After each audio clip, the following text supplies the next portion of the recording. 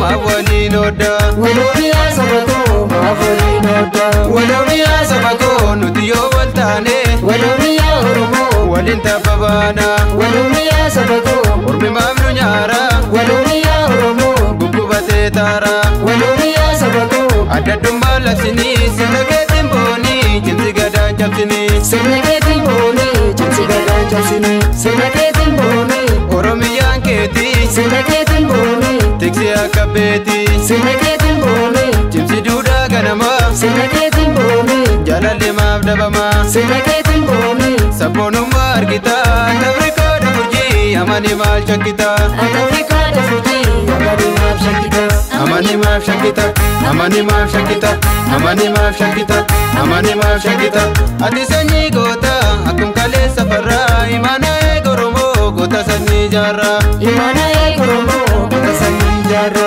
gota sanyi jarra gota sanyi jarra gota sanyi jarra gota sanyi jarra amani amani amani amani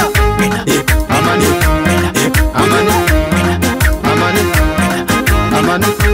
imana oromo warra kale farra lubbuudhaan darbanii warri taankarra dagataa munkabu kaayyoon oromota lubbuudhaan darbuyyuu goonni arras goota Lubbuudhaan darbuyyuu goonni arras goota imana hajee goota keenya lafarratti laallu galmaan keenya imana hayyoota dhaamsa oromota indagannu maaloo dhiiga barattoota imana artistoota qaalii irratti wareegame ajaali imana hayyoota dhaamsa oromota indagannu maaloo dhiiga barattoota imana artistoota qaalii irratti wareegame ajaali Imana artistoota qaalii irratti wareegame ajaali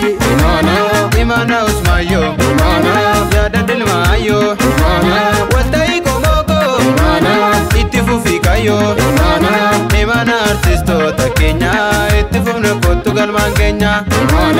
imana caalu hin dandeenyu haalu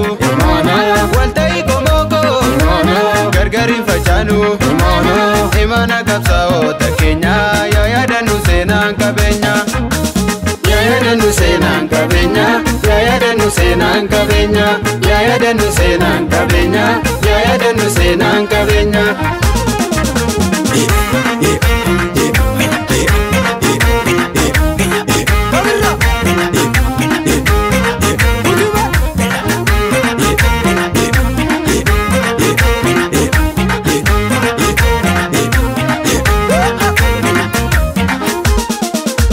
Kotu Oromo kotu mali wal koda walumiya sabako mawali noda Walumiya sabako mawali noda walumiya sabako nutiyo waltane Walumiya oromo walinta babana Walumiya sabako urmi mamnu nyara Walumiya oromo gugubate tara Walumiya sabako adadumma lasini sinageti mboni jinsi gadan chapsini Sinageti mboni